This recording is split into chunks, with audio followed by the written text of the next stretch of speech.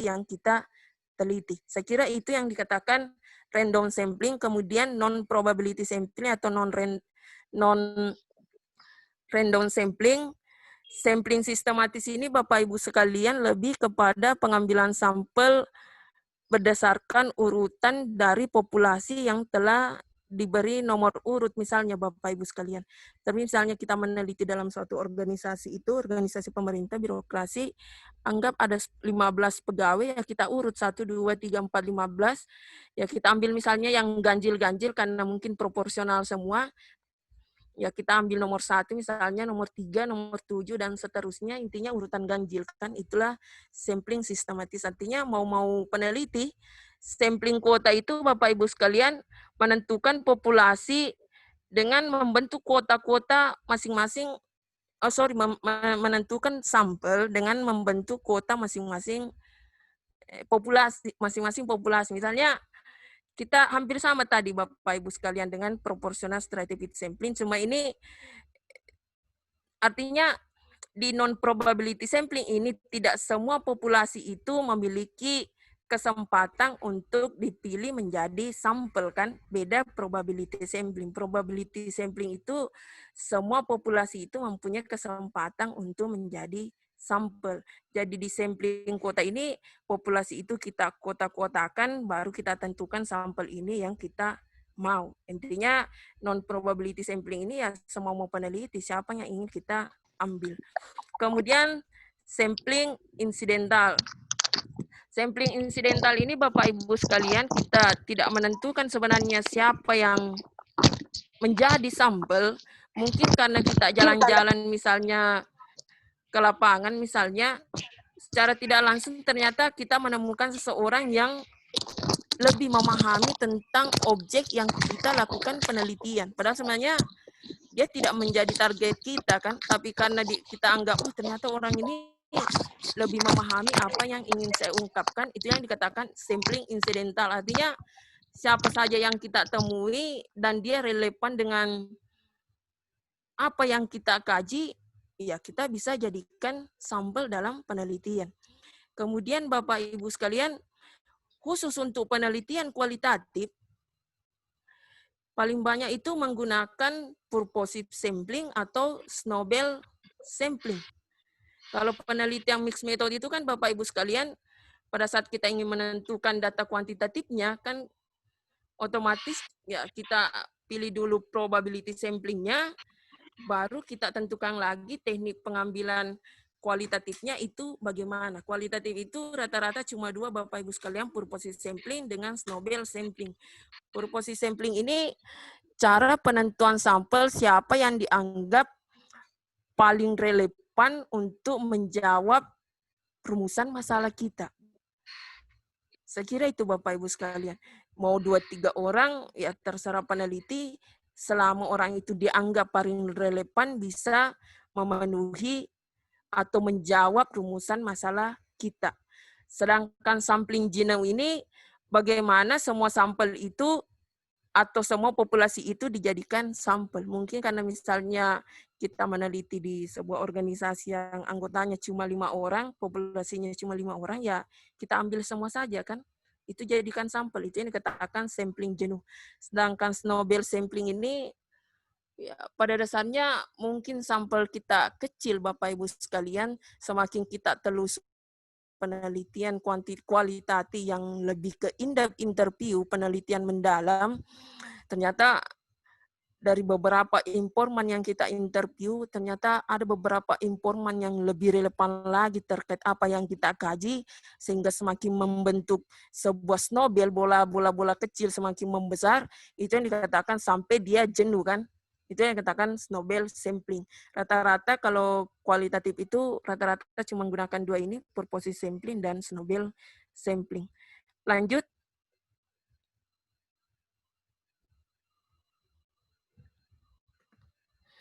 Ya, Bapak Ibu sekalian, terkait instrumen penelitian ini, kalau dalam penelitian kuantitatif itu bagaimana data atau alat instrumen kita itu bisa valid dan reliable.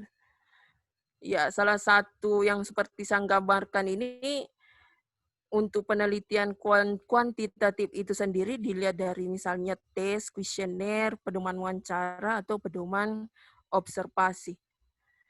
Sedangkan untuk penelitian kualitatif itu sendiri, dalam bukunya Sugiono itu, karena penelitian kualitatif itu merupakan penelitian alami, naturalistik, makanya yang menjadi instrumen itu sendiri adalah peneliti. Beda dengan penelitian kuantitatif. Dia bagaimana data kualitatif itu bisa diangkakan, kan makanya ada namanya kuesioner, ada tes, sehingga dari data kualitatif itu bisa menjadi data angka-angka.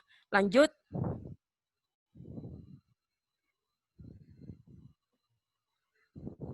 Ya, Bapak Ibu sekalian, terkait skala pengukuran ini, bagaimana melakukan pengukuran terhadap instrumen kita agar sesuai sebelum kita turun ke lapangan, karena yang namanya penelitian kuantitatif itu sangat tergantung pada dua hal, Bapak Ibu sekalian. Dia sangat tergantung dari instrumen itu sendiri. Kalau instrumennya sendiri tidak kuat, ya jangan harap bisa mendapatkan data yang valid dan reliable di lapangan. Makanya penelitian kuantitatif itu sangat berpengaruh instrumen dan teknik pengumpulan data kita di lapangan. Beda dengan penelitian kualitatif. Dalam penelitian kuantitatif itu, skala pengukuran itu Bapak Ibu 3, ada skala Good.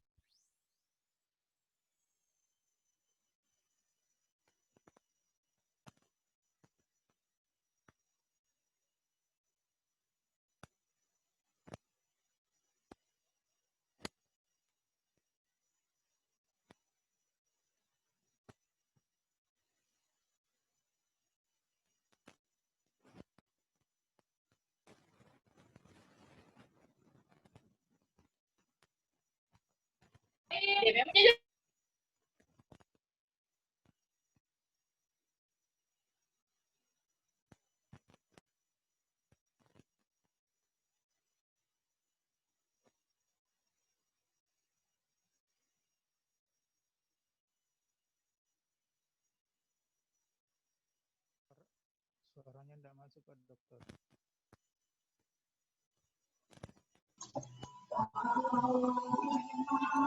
Silakan Pak Yusriadi.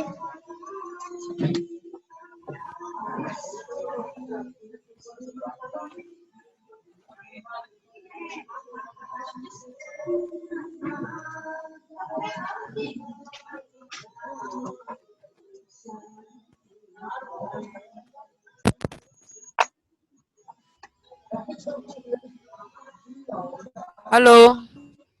Halo. Halo, Ya, jelas suara saya, Bu? kedengaran. Oke, sorry Bapak Ibu sekalian. Tadi sampai di mana, Bu? Salah, Goodman. Halo. Oke, Ya, halo, Bu. jadi Bapak Ibu sekalian, skala yang membedakan di antara 4 skala ini sebenarnya cuma skala Goodman, kan yang ketiga skala Likert, rating scale, semantik diferensial semuanya hampir sama. Skala Goodman ini dia tidak lagi apa istilahnya, tidak lebay Bapak Ibu sekalian. Seperti tadi skala Likert, tidak setuju, sangat setuju, tidak setuju sama sekali, artinya ada beberapa pilihan kan Bapak Ibu sekalian, sedangkan skala Goodman ini dia cuma jelas apakah saudara menyetujui sistem penanganan COVID di Indonesia, ya atau tidak. Dia tidak lebay-lebay, artinya tidak ada jawaban abu-abu kan, itulah skala Goodman. Beda dengan sedangkan rating scale ini ya hampir sama Bapak Ibu dengan skala Likert, cuma rating scale ini dia berbentuk interval sejajar.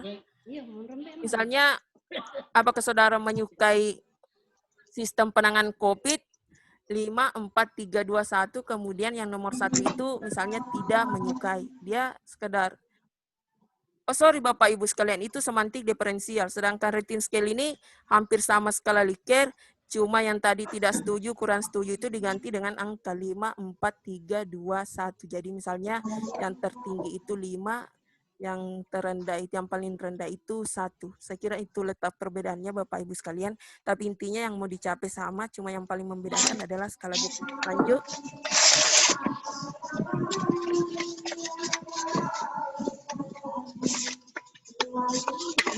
Ya, Bapak Ibu sekalian, pengujian validitas dan reliabilitas penelitian kuantitatif. Ini yang paling berbeda dengan penelitian kualitatif, adanya validitas dan reliabilitas. Dalam penelitian kualitatif itu sendiri tidak dikenal istilah validitas dan reliabilitas. Validitas itu Bapak Ibu sekalian, bagaimana agar data kita itu bisa valid. Data apa yang ada di lapangan itu juga yang kita ungkapkan dalam penelitian kita. Jangan sampai kebanyakan juga tidak pernah turun ke lapangan, ternyata menulis akan sudah melakukan penelitian, ternyata data di lapangan tidak begitu, itu yang dikatakan tidak ada validitas. Validitas itu sendiri ada dua, validitas internal dan validitas eksternal. Validitas internal itu bagaimana dari pendahuluan kita, proposal kita, rumusan masalahnya, metodenya, itu runtuk Bapak Ibu, tersusun secara ilmiah. Itu yang dikatakan validitas internal dan itu diterapkan kepada sampel. Sedangkan validitas eksternal itu bagaimana hasil dari validitas internal ini kita terapkan lagi kepada sampel yang lain. Itu yang dikatakan validitas eksternal dan ternyata hasilnya tetap sama. Sedangkan reliabilitas ini ya bagaimana konsistensi dari sebuah temuan kita. Misalnya Bapak Ibu sekalian, jika kita hari ini temukan bahwa baju itu berwarna merah, besok lusa orang meneliti lagi, mereka tetap akan menemukan bahwa baju itu berwarna merah. Itu yang dikatakan reliabilitas. Artinya walaupun 2-3 tahun ke depan orang meneliti itu ya, mereka tetap akan menemukan bahwa baju itu berwarna merah. Kemudian lanjut Bu.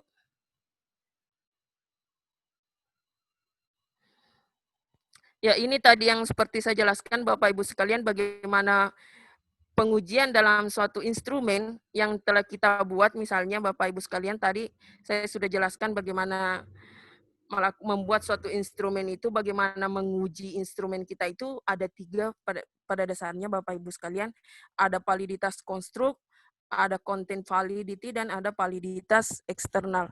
Validitas konstruk itu Bapak Ibu sekalian, misalnya Bapak Ibu telah selesai menyusun instrumennya kan sebelum turun ke lapangan.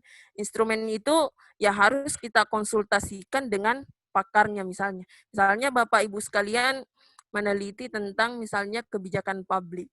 Ya, salah satu pakarnya di Ketua Program Studi Manajemen Ilmu Administrasi Negara, ya Bapak bisa konsultasikan instrumennya ke Ibu Dr. Heni. Itu sudah sesuai dengan aturan atau cara ilmiah untuk menguji instrumen Bapak Ibu sekalian. Karena validitas konstruk itu bagaimana instrumen kita ini kita konsultasikan kepada pakar-pakar di bidangnya kan. Salah satunya juga kita adakan forum group discussion untuk menguji instrumen kita kan.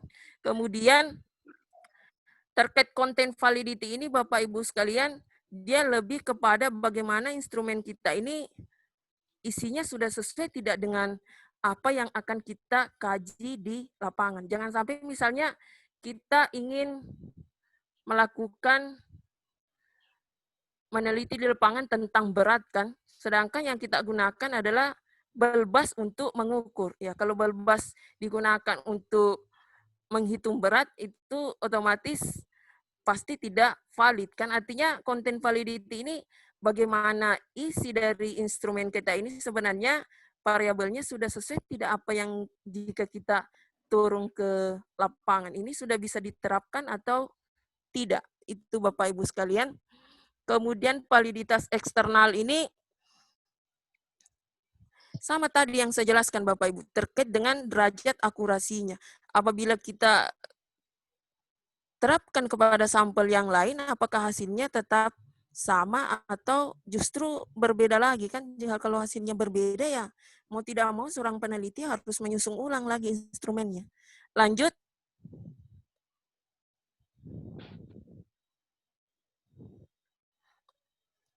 Kemudian untuk menguji instrumen penelitian Bapak Ibu sekalian terkait kuantitatif, khususnya kepada reliabilitas itu sendiri, diadakan tes retest Bapak Ibu sekalian. Artinya instrumen kita itu diujikan pada salah satu sampel dengan instrumen yang sama, sampel yang sama, tapi waktunya yang berbeda. Makanya dikenal dengan istilah tes retest. Artinya hari ini kita ujikan kepada sampel kita. Hasilnya sekian. Oh, ternyata memang sudah sesuai dengan hipotesis kita.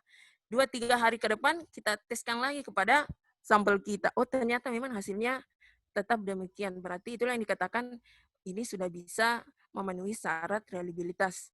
Kemudian ekuivalen. Bapak Ibu sekalian, kalau tadi tes retest itu bisa dilakukan beberapa kali dengan waktu yang berbeda, sedangkan ekuivalen ini bagaimana instrumen kita ini sebenarnya ada 2 instrumen yang berbeda, tapi intinya sebenarnya sama. Misalnya kita ingin mengukur misalnya kinerja seseorang dengan menanyakan bagaimana pengalaman, sudah berapa lama saudara bekerja di tempat ini.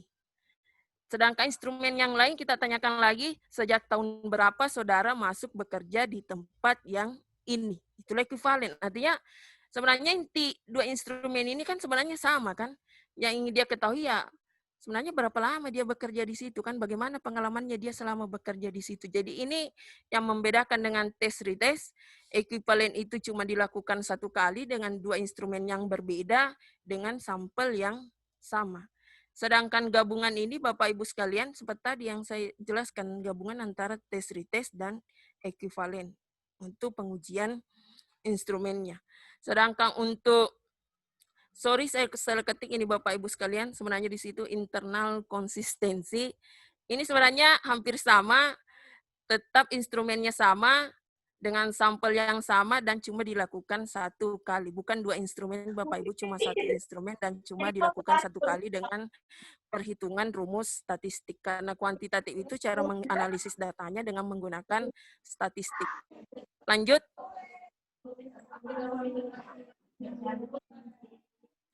Ya, Bapak Ibu sekalian, hampir sama sebenarnya uji keabsahan data kualitatif dengan uji keabsahan data kuantitatif. Cuma istilahnya saja yang berbeda. Tadi di kuantitatif juga sudah dikenal validitas internal, validitas eksternal, reliabilitas, bagaimana konsistensi penelitian kita, dan yang berikutnya objektivitas. Ini juga sebenarnya ada di dalam penelitian, istilahnya yang berbeda Bapak Ibu sekalian. Objektivitas ini jika sudah 99 orang yang mengatakan bahwa sistem penanganan COVID di Indonesia sukses, selesai kan? Itulah kebenaran, itulah objektivitas. Tapi belum tentu itu menjadi suatu data yang valid. Bisa saja ada 1 orang yang mengatakan bahwa sistem penanganan COVID-19 di Indonesia itu tidak berhasil dengan adanya peningkatan kasus tiap hari kan. Itu bisa saja itu yang menjadi sebuah kebenaran. Disitulah mungkin salah satu juga letak perbedaan penelitian kuantitatif dan kualitatif. Kalau kuantitatif ya mau tidak mau yang menjadi kebenarannya yang 99% kan. Sedangkan kalau kualitatif ya bisa saja yang diambil adalah yang 1% ini. Kenapa kira-kira yang 1% ini mengatakan tidak? Kita bisa telusuri secara mendalam, makanya dikenal namanya in-depth interview. Kemudian lanjut Bapak Ibu sekalian, sedikit lagi setelah teknik pengumpulan data, teknik analisis data. Teknik pengumpulan data itu khusus untuk penelitian kuantitatif itu sebenarnya hampir sama Bapak Ibu sekalian. Ada observasi, ada wawancara, ada dokumentasi. Yang cuma membedakan itu Bapak Ibu sekalian, dalam penelitian kuantitatif itu dikenal namanya observasi partisipasi. Artinya suatu penelitian kualitatif itu karena ingin mengungkap suatu kebenaran yang ada di masyarakat natural, tidak ada hubungan dengan teori kan. Intinya ini temuan saya, ya ini yang saya gambarkan. Bahkan seorang penelitian kualitatif itu jika dia ingin mengungkap suatu budaya yang ada di masyarakat itu, dia sampai juga menikah dengan masyarakat yang ada di tempat itu karena alaminya yang namanya naturalistiknya penelitian kualitatif. Beda dengan penelitian kuantitatif yang berbentuk tes, kuesioner, apalagi observasi secara terstruktur, sedangkan dalam penelitian kualitatif itu observasi itu bisa tidak terstruktur dan bisa juga terstruktur, tergantung dari peneliti itu sendiri karena dia merupakan human instrument. Wawancara saya kira sama Bapak Ibu sekalian dengan kuantitatif, mixed method ya digabungkan saja Bapak Ibu sekalian. Jadi dalam metode penelitiannya itu misalnya di teknik pengumpulan datanya untuk kuantitatifnya menggunakan ini, kualitatifnya menggunakan ini. Karena mixed method itu gabungan keduanya. Dia tidak ada ciri khas bahwa ini pengumpulan data mixed method. Tidak ada Bapak Ibu sekalian. Wawancara ya bisa terstruktur, bisa tidak terstruktur, dokumentasi juga begitu.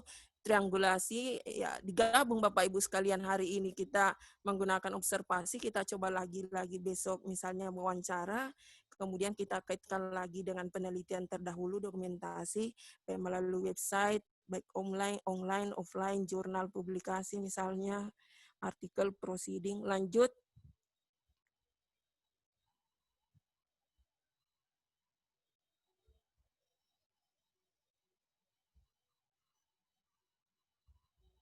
Ya, Bapak Ibu sekalian, analisis data kuantitatif itu pada dasarnya ada dua, ada statistik deskriptif, ada statistik inferensial, atau yang dibagi dua, ada parametris dan ada non parametris. Statistik deskriptif ini menggambarkan data yang telah kita kumpulkan tanpa memberi kesimpulan, atau kita tidak, hampir sama tadi kualitatif deskriptif, kita tidak memberikan makna kepada penelitian kita.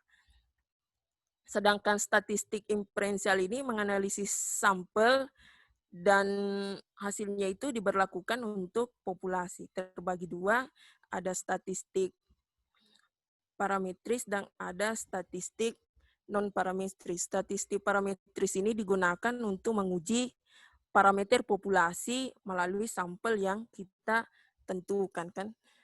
Dan bagaimana nanti hasil dari parameter itu kita terapkan kepada populasi. Sedangkan statistik inferensial non-parametris ini dia tidak menguji parameter populasi itu sendiri, tapi dia lebih menguji kepada distribusinya, atau dia lebih kepada data nominal dan ordinalnya. Beda tadi dengan statistik inferensial parametris itu dia lebih ke data interval dan data rasio, kan Bapak Ibu sekalian. Kemudian lanjut. Sedangkan khusus untuk analisis data kualitatif itu sendiri, ya pada dasarnya yang sering digunakan itu ada 3 model analisis data. Ada model perbandingan tetap, ada model dari Spratley, ada model Miles dan Huberman. Model Miles dan Huberman ini dikenal dengan reduksi data, bagaimana kita turun ke lapangan itu melakukan wawancara dengan beberapa informan, kita lakukan reduksi, mana yang bisa kita ambil, mana yang tidak. Jika ini berhubungan dengan kajian kita ambil, jika tidak ya kita buang saja, itulah yang dikatakan reduksi. Setelah misalnya kita reduksi, baru kita sajikan dalam tulisan kita, display data. Setelah itu baru kita melakukan verifikasi atau penarikan kesimpulan Bapak Ibu sekalian. Sedangkan model spread delay ini ada yang namanya analisis domain, data yang diperoleh dari hasil wawancara atau pengamatan. Setelah itu kita taksonomikan lagi, perkecil lagi. Setelah itu baru kita tarik kesimpulan holistik. Jadi sebenarnya dia hampir sama saja dengan teori Miles dan Huberman, cuma istilahnya saja yang berbeda Bapak Ibu sekalian. Begitupun juga model perbandingan tetap yang teori dari Glaser, sebenarnya hampir sama, dia juga sekedar reduksi, mensintesis, mengkategorisasikannya, baru menginterpretasi. Cuma istilah-istilahnya saja yang berbeda di antara ketiganya. Mungkin yang lebih paling jelas di sini adalah yang paling banyak digunakan dalam penelitian kualitatif itu Miles dan Huberman. Bahkan yang terbaru itu dengan Saldana 2019. Saya kira itu Bapak Ibu sekalian, mohon maaf sebelumnya karena ada faktor, masih ada ya, analisis data kombinasi Bapak Ibu sekalian. Ini ada beberapa, intinya di antara analisis data kombinasi ini ada yang seimbang antara kuantitatif dan kualitatif, baru kita interpretasi. Atau kualitatif dulu, baru kuantitatif, baru kita interpretasi. Ada lebih dominan kuantitatifnya, baru kualitatifnya, kemudian kita interpretasi. Atau lebih dominan kualitatifnya dibanding kuantitatifnya, baru kita interpretasi. Saya kira cukup. Saya kembalikan dulu kepada moderator. Mohon maaf sebelumnya. Assalamualaikum warahmatullahi wabarakatuh. Waalaikumsalam warahmatullahi wabarakatuh. Terima kasih kepada Bapak Dr. Yusriadi selaku keynote speaker pada pertemuan ilmiah kali ini dengan judul metodologi penelitian kuantitatif, kualitatif, dan mixed method. Dapat saya simpulkan rekan-rekan peserta bahwa mixed method menjadi hal baru, sebenarnya hal baru tetapi model lama, ya. Jadi metodologi penelitian itu ada 3 jenis, ada 3 macam metode penelitian, yaitu kuantitatif, kualitatif, dan yang terupdate adalah mixed method, yaitu campuran antara kuantitatif dan kualitatif. Data kuantitatif dan kualitatif dibedakan menjadi data kuantitatif, data deskriptif, dan data kontinus, sedangkan data kualitatif yaitu ada empiris dan bermakna. Sebelum saya lanjut, perlu saya sampaikan bahwa metodologi itu sendiri adalah, disampaikan Pak Yusriadi tadi, cara ilmiah mengolah data untuk menghasilkan informasi tertentu, yaitu memberikan solusi atau menemukan kebenaran. Jadi intinya ketika para peserta sebentar meneliti, yaitu ada tujuan yang Anda ingin peroleh. Anda ingin memperoleh informasi, atau Anda ingin memberikan solusi, atau justru Anda ingin menemukan kebenaran. Contoh misalnya, seandainya Anda meneliti tentang COVID sebenarnya ini permasalahannya di mana, itu bisa menjadi titik masalah. Jadi sebenarnya intinya ketika Anda meneliti, harusnya ada masalah yang Anda temukan, ya. Mungkin sebentar menjadi titipan moderator untuk Bapak Yusriadi. Tadi telah disampaikan bahwa yang sangat penting dalam menentukan penelitian adalah state of the art atau penelitian terdahulu. Kemudian apa yang membedakan penelitian terdahulu dengan penelitian Anda? Yang menarik di sini, Pak, saya juga pernah mengikuti seminar mengenai metodologi penelitian, kuantitatif, kualitatif, dan mixed method. Namun timbul pertanyaan bagi saya, mungkin menjadi titipan sebentar ya, Pak Yusriadi, Pak Dr. Yusriadi. Menurut Anda, apakah saat ini state of the art itu masih sangat penting? Sedangkan salah satu keynote speaker mengatakan bahwa jangan terpaku pada state of the art. Kenapa?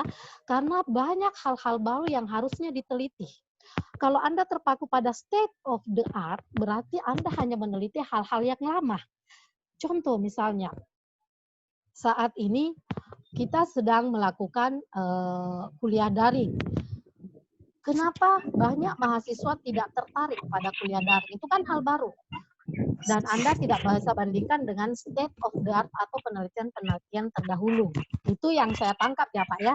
Jadi jangan terpaku pada state of the art, tapi sekarang bagi para pembimbing upayakan temukan hal-hal masalah-masalah baru, kemudian jadikan penelitian.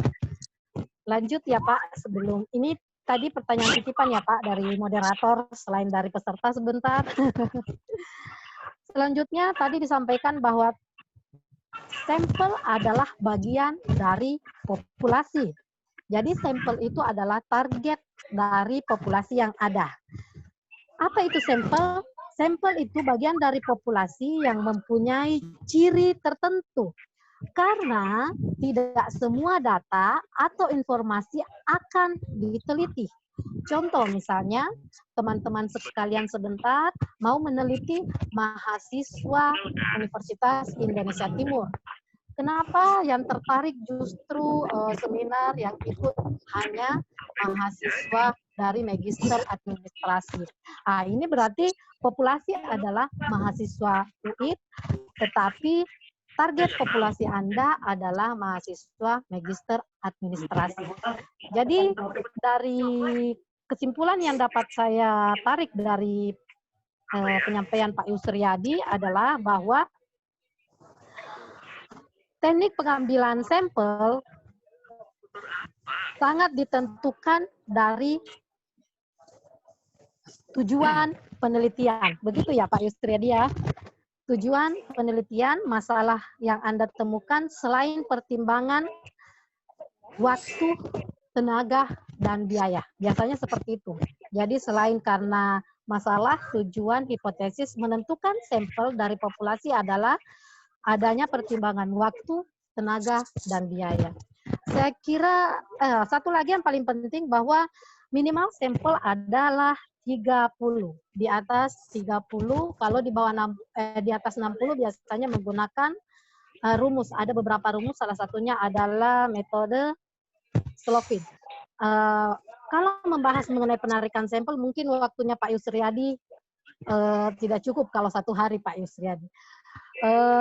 Saya kira demikian penarikan kesimpulan dari penyampaian Pak Yusriyadi hari ini. Berikutnya saya berikan kesempatan kepada peserta seminar peserta temu ilmiah hari ini. Ada pertanyaan?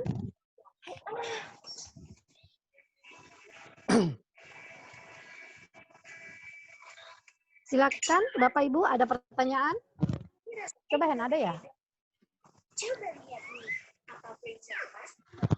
Sambil menunggu pertanyaan dari rekan-rekan peserta, mungkin Pak Yusriyadi saya kembalikan mengenai titipan pertanyaan saya tadi, apakah state of the art untuk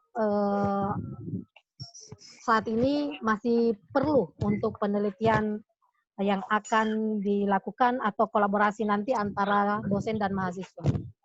Silakan Pak Yusriyadi. Terima kasih kepada moderator Ibu Eliana. Saya kira pertanyaannya ini sangat sulit saya jawab, bahkan ya, saya coba ya Bu ya. Artinya dari segi pengalaman lah saya berusaha jawab. Jika kita mengacu kepada penelitian kuantitatif, karena dia berangkat dari sebuah filsafat positivistik, artinya segala sesuatunya itu harus terukur kan. Cara mengukurnya itu karena kuantitatif ini logika berpikirnya menggunakan deduktif, dia berusaha menguji sebuah teori, ya kapan step of the art-nya tidak kuat, penelitian-penelitian terdahulunya tidak kuat, bagaimana untuk mencari jawaban dari hipotesis itu sendiri kan, sedangkan kuantitatif ini memang sebenarnya dia ingin menguji teori yang sudah ada. Apakah sebenarnya teori ini cocok digunakan di Kabupaten Bone misalnya, atau Makassar, Maros, dan sebagainya. Jadi ya memang sebenarnya mau tidak mau di kerangka pikirnya itu sangat bergantung kepada sebuah teori. Adapun hal baru terkait misalnya sistem pembelajaran online itu, misalnya daring ini, ya mau tidak mau yang bisa dijadikan step of the art itu sendiri ya kita mengacu kepada misalnya sistem pembelajaran offline kan, itu bisa menjadi sebuah pembanding untuk riset kita kan. Intinya, tapi kalau kita mengacu kepada penelitian kualitatif, ya karena kualitatif ini memang ingin melahirkan sebuah teori, dia naturalistik. Dia sebenarnya bukannya tidak ada urusan dengan teori, dia tetap terikat sebenarnya dengan teori, karena biar bagaimanapun juga dari beberapa pendapat, khususnya dalam bukunya Sugiono itu mau tidak mau suatu karya yang bisa dinilai ilmiah itu jika didukung dengan teori-teori yang ilmiah. Tapi memang pada dasarnya penelitian kualitatif itu jika kita mengacu kepada post-positivisme itu, filsafat berpikirnya itu karena induktif, dia memang sebenarnya bagaimana lahirnya sebuah teori kan, tapi dia juga tidak menutup diri kepada teori-teori yang sudah ada. Cuma kembali lagi jika kita menulis suatu karya ilmiah dan tulisan kita itu ingin kita diseminasikan misalnya, mau tidak mau itu di tingkat editor saja dulu, karena kan pengiriman publikasi itu melalui beberapa level kan Bapak Ibu sekalian, ada editor, reviewer, berkembang lagi ada editor. Jika tulisan kita sebenarnya jelas sebenarnya apa yang kita ungkapkan, cuma tanpa didukung oleh teori-teori yang ada, kita cuma berasumsi di dalam, ya itu sulit untuk kita publikasikan karena rata-rata mereka itu selalu mencari sebenarnya apa kebaruan dari penelitian kita ini sendiri. Sama tadi jika menggunakan sistem pembelajaran melalui Zoom, biar bagaimanapun juga pasti sudah ada sistem pembelajaran yang dilakukan sebelumnya kan dari teori-teori yang ada, walaupun berbeda sistemnya sudah online misalnya kan, tapi sistem tatap muka juga saya kira tetap berjalan kan.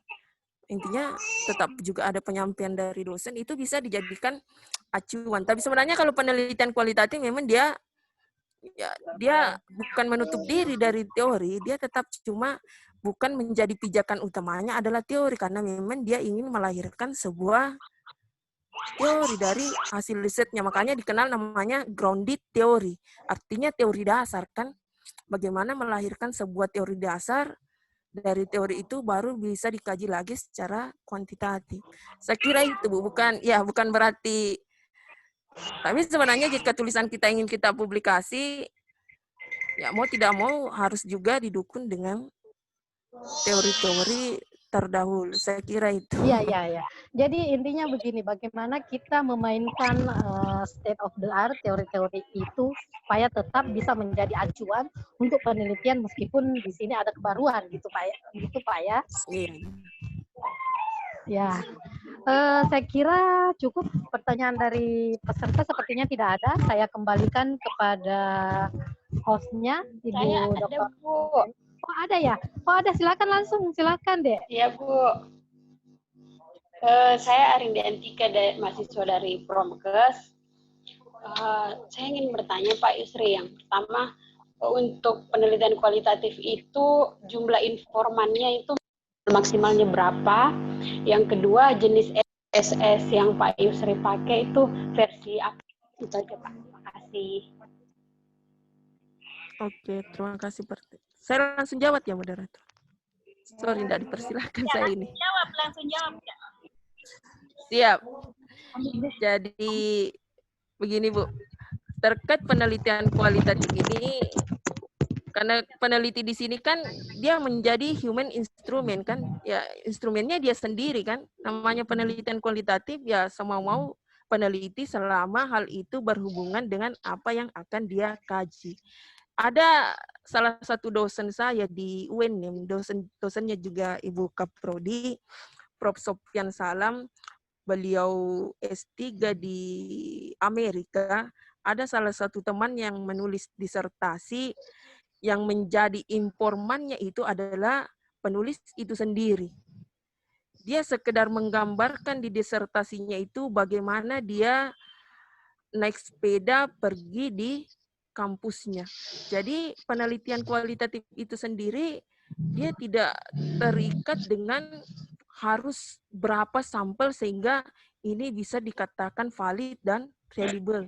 Satu sampel sendiri, satu informan sendiri dalam penelitian kualitatif itu bisa. Kan tadi saya jelaskan ada naratif. Kan naratif itu menggambarkan autobiografi seseorang. Ya seseorang itu ya cuma satu kita gambarkan mulai dia lahir bagaimana.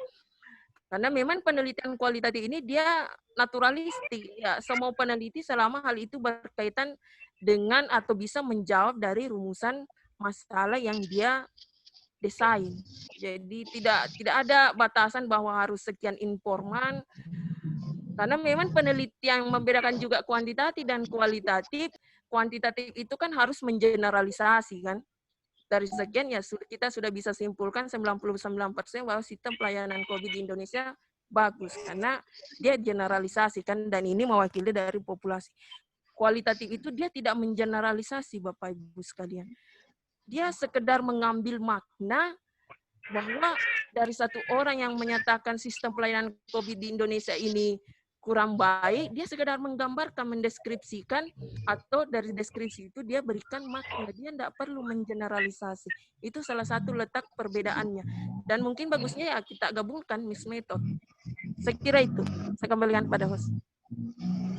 Baik, terima kasih kepada Pak Dr. Yusriyadi. Moderator kebetulan lagi karaokean. Saya lanjutkan. Baik. Saya Pak Rasat, Bu Heni, Bu Dokter. Pak Rasat. Silahkan Pak. Pak Rasat. Oke, silahkan bertanya. Iya. Iya, Pak Rasat Rasid dari mahasiswa Ilmu Administrasi Negara dari UI. Pertanyaan saya, Bu, ini dalam penelitian yang menggunakan analisis statistik inversial, disyaratkan sampel yang probabilistik, sampel yang probabilistik. Nah, apa arti sampel probabilistik itu? Berikan contohnya. Kemudian pertanyaan kedua, dalam penelitian itu ada berapa variabel penelitian yang kita lakukan. Nah, variabel yang muncul itu yang bisa ditoleransi sampai berapa variabel. Itu saya kira pertanyaan saya. Wabillahi taufiq wal hidayah. Assalamualaikum warahmatullahi wabarakatuh. Waalaikumsalam warahmatullahi wabarakatuh. Saya langsung jawab deh, moderator. Silahkan. Host yang cantik pada sore hari ini. Sore ya? Sore. Ya. Terkait probability sampling atau random sampling dengan non-random sampling, Pak Abdul Razak Rasik, saya kira pertanyaannya sangat baik, Pak. Probability sampling ini sebenarnya di mana populasi ini mempunyai peluang yang sama untuk menjadi sampel. Jadi semua populasi itu mempunyai peluang yang sama.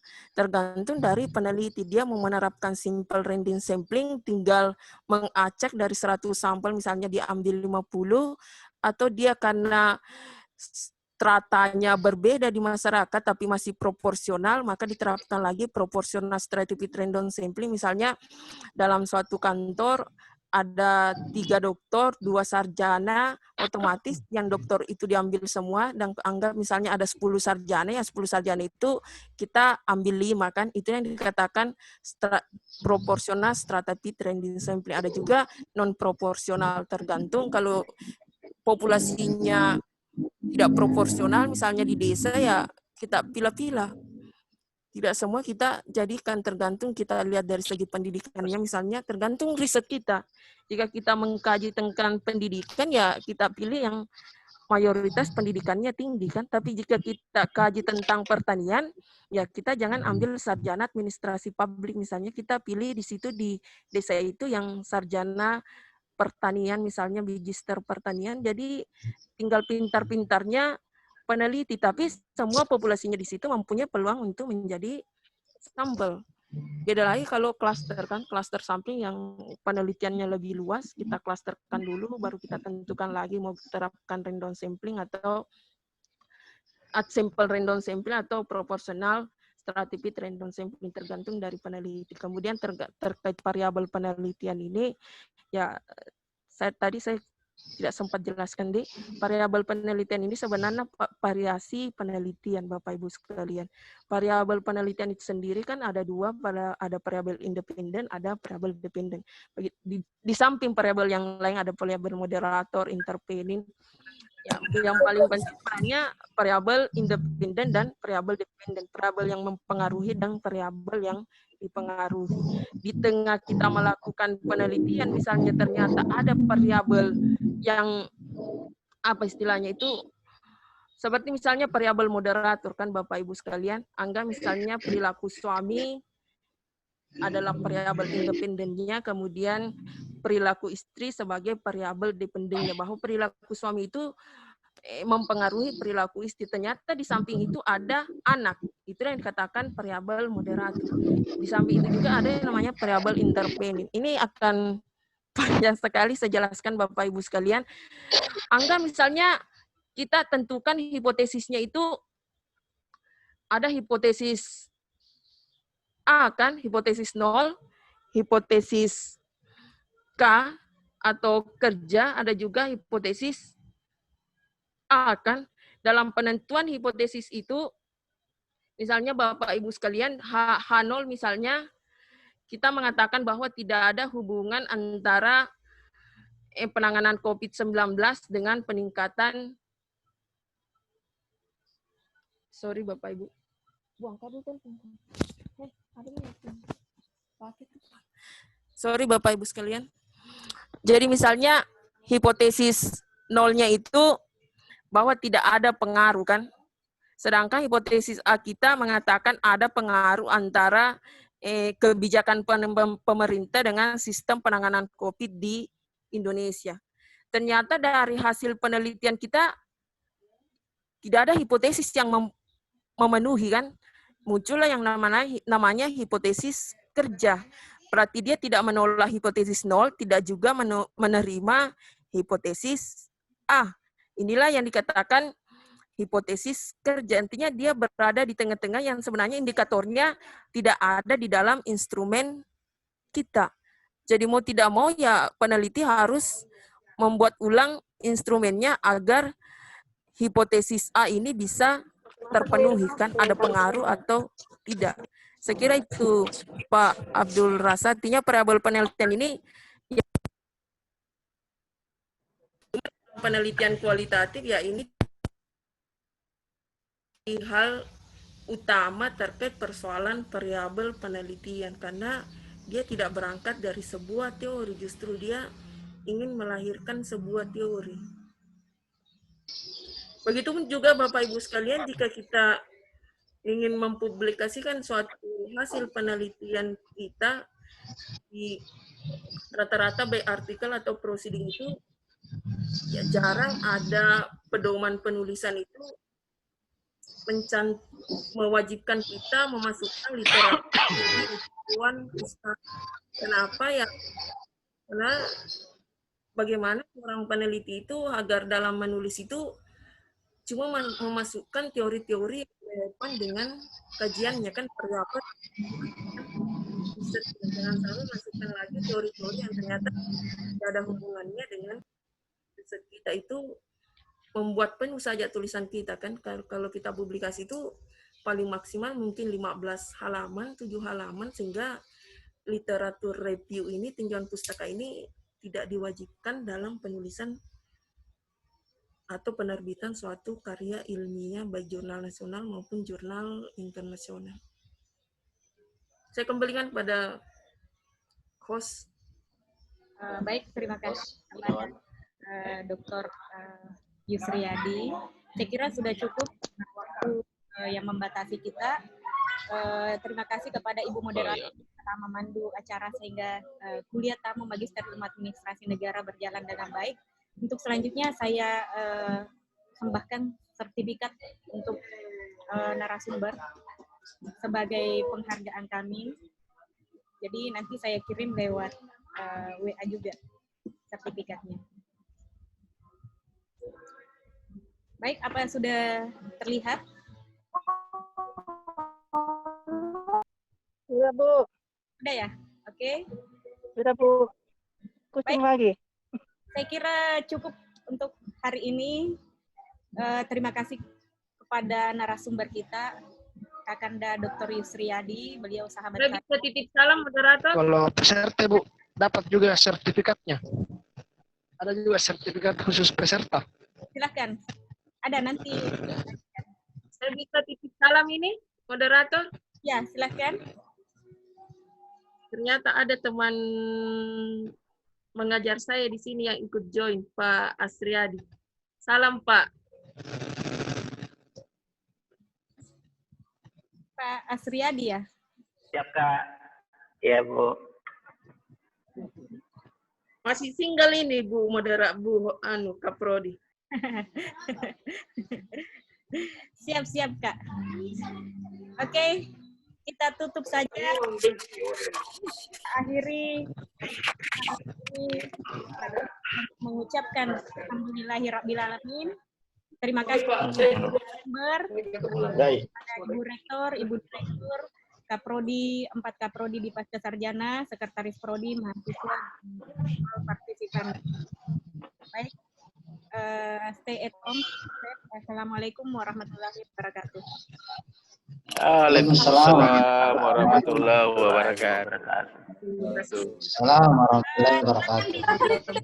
Dulu Pak Nurdin bisa backup untuk string layar ya.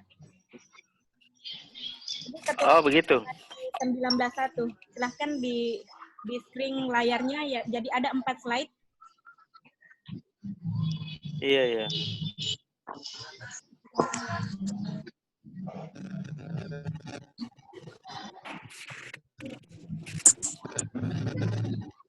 Silakan Pak Ketua Tim Pak Nurdin. Iya iya.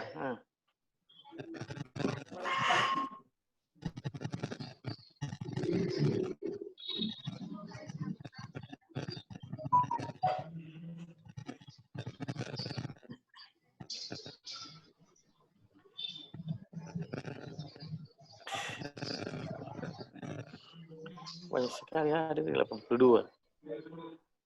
Tadi ada 99. Iya. 99 apa 82, Bu? Terakhir saya screen. 80. Silakan Pak 93. ya, di string. Saya 82. 93. 93.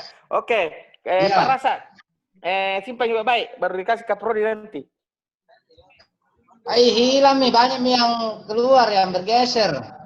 Tadi waktu saya masuk 93. Yang terakhir saja yang di string. Yang terakhir Iya. saja Pak Rasa. Oke oke Bagaimana? Pak Ibu. Berarti di yang terakhir Pak Rasa. Yang 93 tadi. Iya. Tidak pertama nih, tidak terdokumentasi dulu. Tidak terdokumentasi di komputerku. Oke, ada yang bisa string Pak Haryanto. Nanti Pak Nurdin yang backup medianya. Iya iya iya. Ada Pak Rianto hadir kah Pak Rianto? Anto.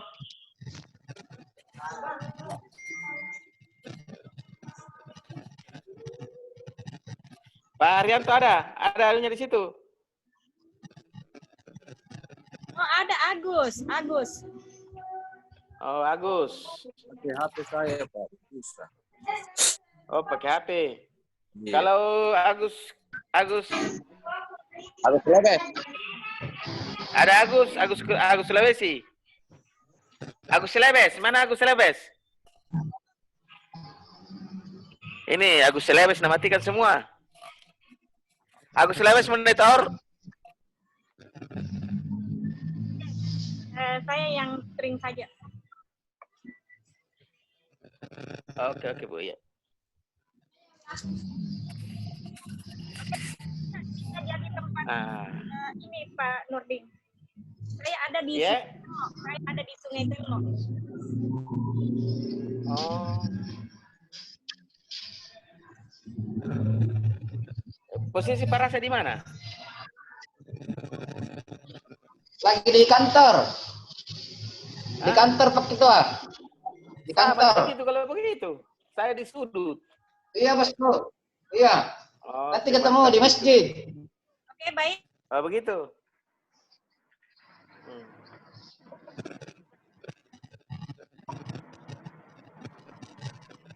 Saya Oke, Pak. Ibu Heni. Halo. ya. Masih didengar? Oh iya. Ini kan ada pergantian dosen Bu Heni. Dari Pak Super Mamaka ke Pak Pak ini siapa? Siapa lagi namanya? Pak Dokter. Siapa lagi Pak Rasa? Pak Dokter Dari Pak Supermamaka kan selesai. Anwar dia. Pak Supermamaka sudah selesai. Tinggal bukan. Yang satu lagi yang Pak siapa yang dari dari Setia. Dokter siapa lagi namanya? Pak Nah, itu Dokter bisa. Pak Nawi, Dokter Nawi. Iya, Dokter Bukan. Nawi. Saya Iya. kayaknya tidak HP-nya. Oh iya, Nah, nanti dia mengajar besok itu. nanti Dia di mengajar. Jadwal tetap jadwalkan hari Sabtu, Pak. Hari Sabtu, Pak Ketua. Enggak. Hari Sabtu ada dua. Pak Talib dengan Pak Ibu Ibu Ramuniar. Terus dia kalau mau bergeser bisa hari lain lah. Hari Minggu. Ya, hari Minggu Pak Nawi, masalahnya. Pak Nawi. Kita kerja kalau hari-hari biasa. Oke, nanti begitu. kita komunikasi lewat WA saja. Iya. Kita pakai hari Minggu. Kita Baik, Iya. Ibu ini. Iya. wabillahi taufiq wal hidayah. Jangan Waalaikumsalam.